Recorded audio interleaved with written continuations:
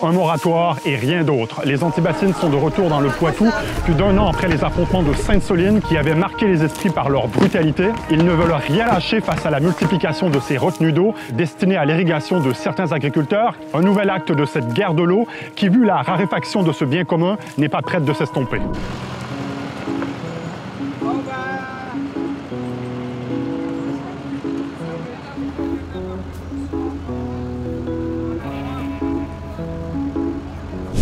Les bassines, ce n'est pas la solution. En fait, on va puiser dans les nappes phréatiques des ressources qui sont en train de s'épuiser. Pour moi, les méga-bassines, c'est par exemple, d'abord et avant tout, un problème d'accaparement de quelques-uns. Les bassines, c'est une solution pour l'agriculture productiviste. Chez moi, il y a pas mal de jeunes qui travaillent sans irrigation, qui travaillent très bien. Si les fameuses méga-bassines se font, je crois que c'est un danger qui est pas que pour eux, pour tous les citoyens. Qui sont ces écologistes qui nous disent comment faire alors qu'ils ne connaissent rien à l'agriculture? Parce qu'au rythme où nous allons, c'est pas 400 000 fermes que nous serons demain. Il y aura 150 000 fermes de moins, ça c'est sûr, le problème sera réglé. Cette fois-ci, des agriculteurs pro-bassines ont décidé de jouer les troubles faits. La coordination rurale, syndicat le plus virulent durant la crise agricole l'hiver dernier, manifeste aussi dans la région contre ce qu'ils appellent des éco-terroristes. Ça fait 3 années consécutives qu'il se passe des choses ici sur ce secteur. Ça suffit. Il faut que les agriculteurs puissent retrouver de la sérénité dans leur travail. Rappelez-vous, les images de l'an dernier, c'était des images de guerre civile. Je pense qu'on est légitime et que de défendre notre outil de travail, c'est vital, quoi. C'est notre survie en dépend.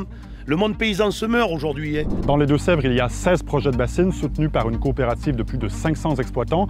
C'est environ 5% des agriculteurs. La première en opération se trouve ici à Mauzé-sur-le-Mignon et elle est hautement sécurisée par les forces de l'ordre. On rappelle le principe, les irrigants veulent puiser et stocker l'eau durant l'hiver au moment où elle serait plus abondante pour diminuer les prélèvements l'été. Mais cette promesse se heurte parfois à la réalité. Le 9 juillet dernier, le tribunal administratif de Poitiers a jugé encore excessifs les prélèvements dans le marais Poitevin. Dans sa décision, le tribunal estime que la création de ces réserves a entraîné une augmentation nette des prélèvements annuels. Vous avez une retenue d'eau, vous? Oui, j'ai une retenue d'eau que mon père a créée il y a 40 ans. Voilà, et sans cette eau, je serais déjà finie puisque j'ai une petite exploitation de 60 hectares, donc avec des terres de groix, donc qui ne sont pas très profondes, et j'ai besoin d'eau l'été. Il y a un dialogue qui est possible entre vous et les gens qui manifestent là-bas? Je pense pas. Malheureusement, je ne pense pas. On a déjà essayé. Il y a un fossé. Il y a un fossé qui s'est creusé.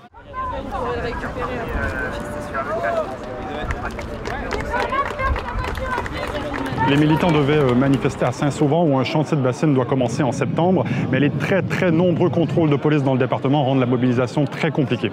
On est criminalisé, on est jugé comme des personnes absolument irresponsables et dangereux. Ce n'est évidemment pas le cas. La dernière fois à Sainte-Soline, ça s'est mal terminé quand même. Ça s'est mal terminé, mais je crois que ce n'était pas de notre fait. Il y avait une volonté absolument manifeste de marquer au fer rouge la manifestation, les résistants face à l'eau.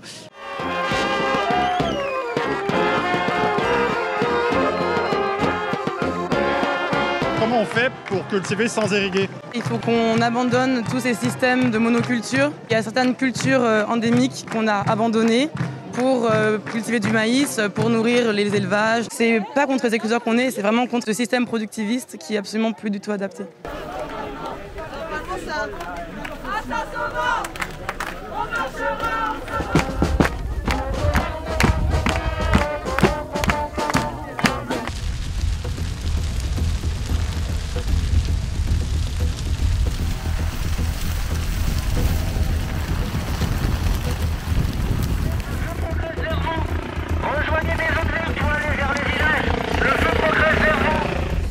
C'est inadmissible que la police ait fait ça, elle nous a mis en danger, c'est inadmissible en fait. Et l'État aujourd'hui veut décider de certaines ressources pour nous, il n'en veut pas.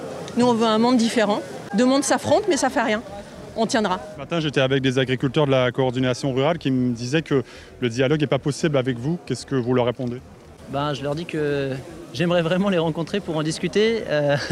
Moi, je pense que le dialogue est encore possible avec moi. Il faut qu'on le fasse, qu'on parle tous ensemble. Et en fait, à la fin, on va probablement défendre les mêmes intérêts, c'est-à-dire vivre ensemble sur cette planète avec une ressource limitée en eau.